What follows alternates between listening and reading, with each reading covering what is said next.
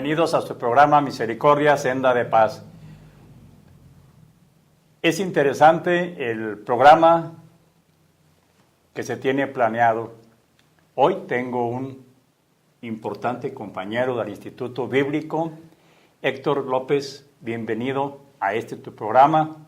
Hoy me toca entrevistarte y lo voy a hacer con mucho gusto porque tienes muchas cosas que platicarnos a todos los que allá en casita nos están viendo. Muchas gracias, profe Ross, y muchas gracias por su atención a este programa. Vayamos entrando ya en materia, Héctor, hablando de Mariología.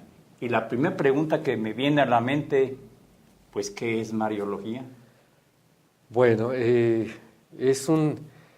así como estudiar alguna otra ciencia, nada más que aquí lo que se trata es de estudiar, en este caso, a un gran personaje. Dentro de la Iglesia Católica estudiamos la teología, en especial la cristología y también la mariología. Teología, el estudio o tratado de Dios. Cristología, el estudio o tratado de Cristo. Uh-huh. Y en este caso, mariología, pues es el estudio o tratado de la Virgen María. ¿Y qué es esto así? Pues es estudiar, conocer, interesarnos por saber más de la Santísima Virgen María. De eso es lo que se trata. Me parece que es necesario profundizar, porque dice, yo voy a un taller de Mariología, creo que tú das uno ahí en el Instituto Bíblico, Héctor. Así es. Yo creo que tus alumnos deben estar muy motivados porque yo los veo contentos y alegres. Pero bueno, ¿por qué tenemos que hablar de la Santísima Virgen María? Bueno, si vemos la historia de la salvación, pues la historia de la salvación comienza con Adán y Eva. Después viene el pueblo elegido de Dios, la época de los reyes, ¿sí? La época del destierro, donde también se habla ya al regreso del destierro a Jerusalén, del resto de Israel, que eran los pobres de Yahvé. Y estando dentro de ese grupo de los pobres de Yahvé, surge una figura que es María. Y a partir de ahí, pues, inicia lo que es el Nuevo Testamento con el nacimiento del Niño Dios.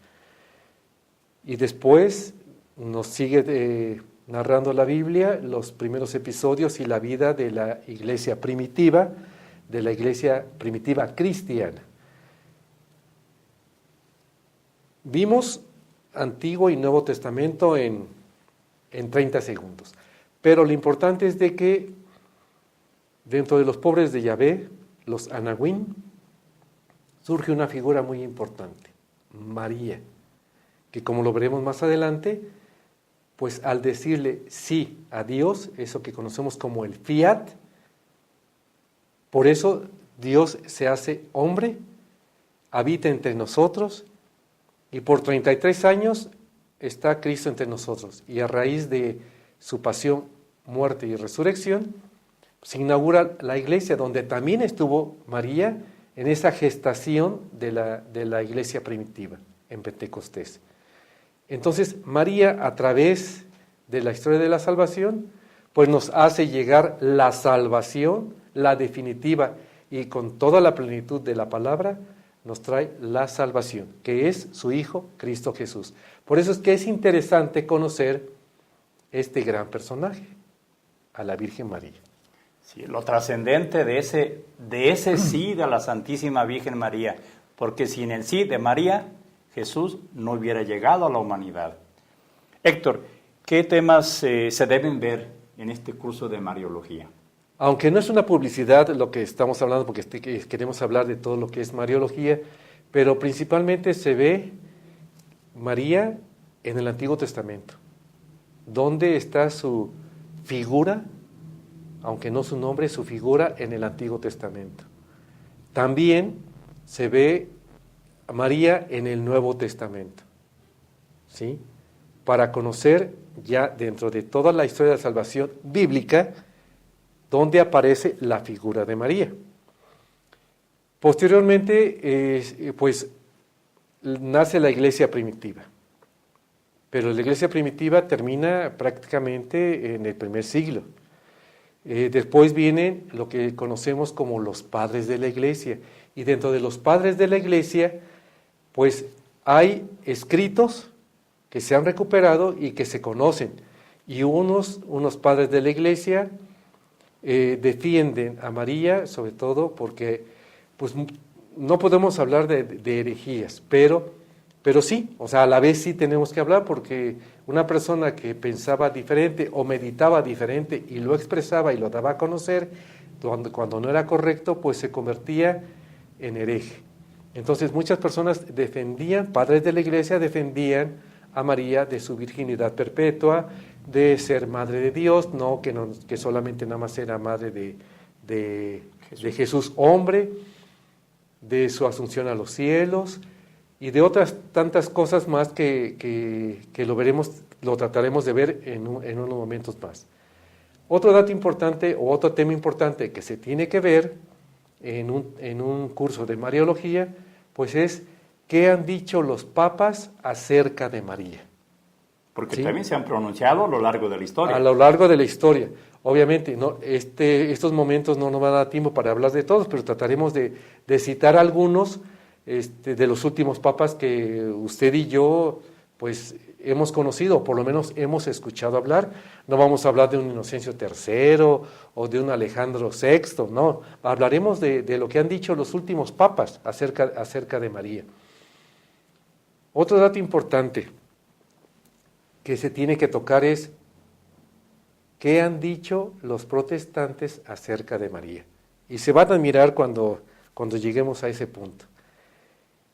Y, obvio, tenemos que ver los 4 dogmas marianos, donde la Iglesia, a través del Papa o a través de un concilio, pues se ha pronunciado para decir, esto es un dogma. Y son 4, que más adelante los nombraremos para saber quiénes son. Otro tema importante que se tiene que ver para conocer a María, pues es sus apariciones. ¿Cuántas apariciones ha tenido María a lo largo de la historia y cuáles han sido esas apariciones aceptadas por nuestra iglesia? Acordémonos que nuestra iglesia es madre y es maestra. Entonces, pues no podemos decir que en la esquina, abajo de un arbolito, se apareció la Virgen y todos tenemos que ir a venerar ahí a la Virgen. No, sino que la iglesia se ha pronunciado siempre y solamente ha reconocido 3 apariciones a lo largo de la historia de la Santísima Virgen María. Y por último, somos mexicanos. O sea, Claro. somos mexicanos y tenemos que conocer a Santa María de Guadalupe. Entonces, eso es lo que más o menos abarca todo un taller de Mariología. ¿Para qué? Para por lo menos tratar, o un curso de Mariología, para por lo menos tratar de conocerla un poco.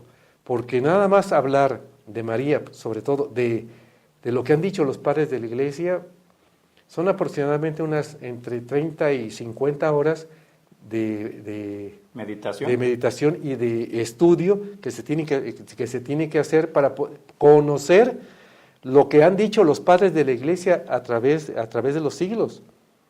Entonces, es interesante conocerlo. Y no nada más los padres de la Iglesia, sino también algunos otros santos del siglo XII, del siglo XIV, del siglo XVI, han dicho acerca de María y que han dejado sus escritos en libros que conocemos en la actualidad.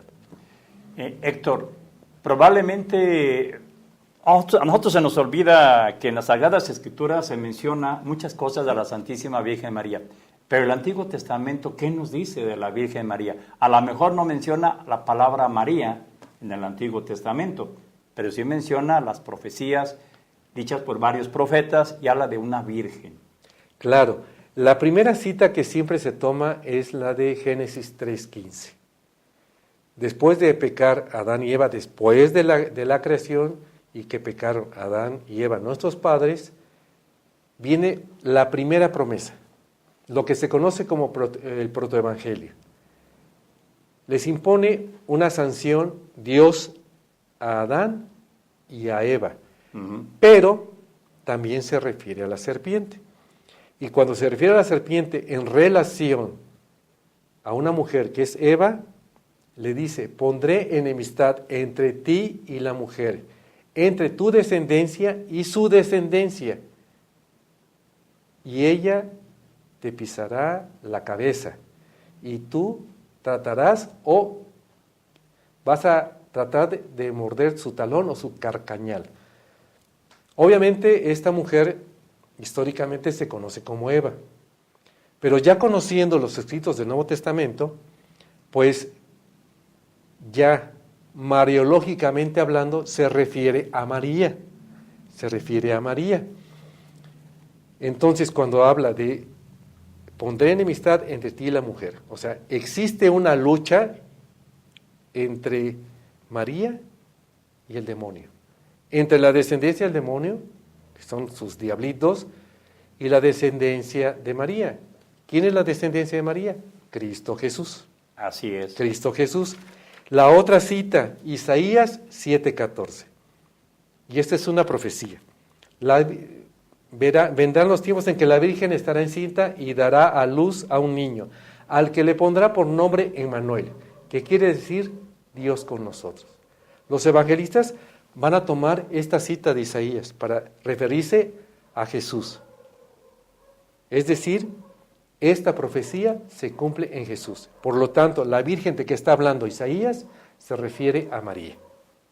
No dice el nombre, pero dice, he aquí que una Virgen concebirá y dará a luz a un niño. Y esa Virgen se refiere a María. Pues es que era, pues como que era, no era necesario decir el nombre de María en la profecía, pero sí mencionaba quién y el hecho importantísimo. Claro. María nos trajo a Jesús, que fue la salvación. Gracias a ese fiat que tú dijiste. Así es. Otra cita, Miqueas, capítulo 5, verso del 1 al 4, donde habla de, mas tú, Belén Efratás, que eres una población pequeñita entre el pueblo de Israel, y más adelante dice, esto es lo interesante, en que dé a luz la que ha de dar a luz, porque el que nacerá será la paz. El que dé a luz, la que ha de dar a luz. No da el nombre ni de Jesús ni de María. Al ser una profecía, también los evangelistas lo van a tomar más adelante. Claro, porque está como un poquito velado el nombre de María en ese momento y Sí. de Jesús, pero luego se descubre y se entiende que es María y que es Jesús. Y hay otras resonancias bíblicas. Por ejemplo, María como arca de la alianza. Vemos en el Pentateuco el arca de la alianza y vemos cómo es que era la presencia viva de Dios, ¿sí? A María la conocemos también como el arca de la alianza. Un arca porque tuvo a Jesús en su vientre, al Dios verdadero, ¿sí? En el Pentateuco se nos narra de que había una nube que cubría el arca de la alianza. En María, ¿cómo es que engendra a Jesús? ¿Cómo es que gesta a Jesús? A través del Espíritu Santo. Y la cubre con su sombra, haciendo semejante a estas citas que estamos refiriendo. Entonces, Arca de la Alianza. Y títulos de María, pues miren, ¿se sabe la letanía del Rosario? A lo mejor no, pero Madre, yo recuerdo que vienen muchos. Sí, muchos, como Madre de los Apóstoles, como Reina del Cielo, como Estrella de la Mañana, Salud de los Enfermos, Refugio de los Pecadores.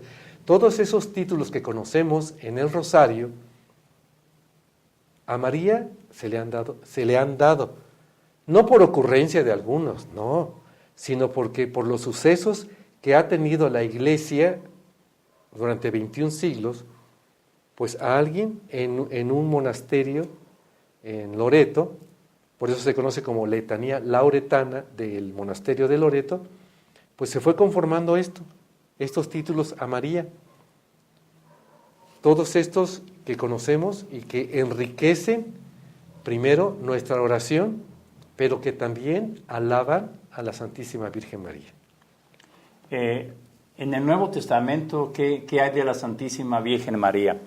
Bueno, en Marcos, que es el primero que se escribió, hay 2 citas, muy escuetas, las podemos llamar muy frías, porque pues una es de cuando a Jesús lo va a buscar María y sus parientes y le dicen, oye, Jesús, había mucha gente, no podían entrar, y le avisan, oye, allá está afuera tu madre y tus hermanos, es decir, parientes. ¿Y Jesús qué responde? Quien escucha la palabra de Dios y la pone en práctica, ese es mi madre y mis hermanos. O sea, muchas veces podemos entender, pues ya la despreció a María, y no, era en otro sentido como lo que tenemos que interpretar. ¿Por qué? Pues porque como que pues todos los que escuchan la palabra de Dios y la ponen en práctica son mi madre y mis hermanos y mis hermanas, así lo dice Marcos, ¿sí? Y luego también una mujer se le ocurre gritar, dichoso el seno que te tuvo y los pechos que te amamantaron. Sí viene esa parte. ¿Sí? ¿Y qué responde Jesús? Más dichosos son los que escuchan la palabra y la ponen en práctica, nuevamente. Y son las únicas 2 citas que tenemos en el Evangelio de Marcos. Donde se contiene más citas de María es en Lucas y es en Mateo. Los 2 ponen la genealogía de Jesús. Lucas nos trae la anunciación, es el único que nos de los 4 evangelistas que nos trae la anunciación. El capítulo 1 de Lucas es tremendo. Primero, cuando el arcángel San Gabriel se le aparece a María, le dice, alégrate, exúltate, María, porque Dios está contigo y porque eres la llena de gracia. Y una persona que está llena, repleta, rebosante de gracia, primero es libre de pecado, ¿sí? Y empieza la narración, después viene, le dice María que sí acepta, pero pues con la duda de una niña de 14, 15 años, muchachita de 14, 15 años. ¿Cómo podrá hacer esto si yo no conozco varón? Y obviamente el que todo lo puede a través del arcángel Gabriel le dice, el Espíritu te cubrirá con tu sombra y concebirás un hijo, al que le pondrás y ya le da el nombre. Me llama mucho la atención ese sí de la Santísima Virgen María, porque solamente una mujer tan especial, tan llena de fe y tan humilde podía ser la madre de Jesús. Claro, solamente ella. Pero lo más interesante es que después, en el capítulo 2 de Lucas, María visita a su prima Santa Isabel. Recorre casi 150 kilómetros, ya estando embarazada. Llega, y fíjense lo que son las cosas. Sale su prima Santa Isabel a su encuentro, llena del Espíritu Santo, que exclama, quien reconoce al Salvador que trae María en su seno, que es Jesús, no es Isabel, es Juan el Bautista, es un niño no nacido, por eso, porque brinca, y por eso le dice y le responde, la saluda así Santa Isabel, ¿cómo es que la madre de mi Señor venga a verme? Achis, o sea, apenas llegó tu saludo a mi oído y el niño saltó de gozo en mi seno. Así es. Y de ahí se desprende lo que conocemos como el canto del Magnificat, ¿sí? Todo ese bello cántico que hace referencia también al Nuevo Testamento. Pero lo que hay que mencionar aquí es quien reconoce al Salvador es un niño no nacido. Por eso es importante preservar la vida de toda criatura. Todos tenemos derecho a nacer y de morir hasta la muerte natural. ¿Sí? Aquí nos lo refuerza pues María a través de su prima Isabel, que estaba embarazada de Juan el Bautista. Fíjate cómo las Sagradas Escrituras están llenas de María. María aparece. Es interesante en los momentos que va apareciendo María, son decisivos para el plan de salvación. Mateo también nos habla de María. Juan, algo que nos llama mucho la atención es que Juan nunca le llama por su nombre. O le llama la madre de Jesús o su madre. Incluso cuando está en la crucifixión y le entrega María a su amado discípulo Juan, le dice, mujer, ahí tienes a tu hijo. Hijo, ahí tienes a tu madre. Entonces, en todo el Evangelio de Juan no aparece el nombre de María. Y no es que Juan pues no haya querido poner el nombre de María, porque pone muchos otros nombres de muchas mujeres. Así María, es. la de Cleofas, y menciona a muchos personajes, pero a María no la menciona por su nombre. Siempre se refiere a la madre de Jesús o su madre, refiriéndose a Jesús, que es la madre de Jesús. Llegamos a Hechos de los Apóstoles.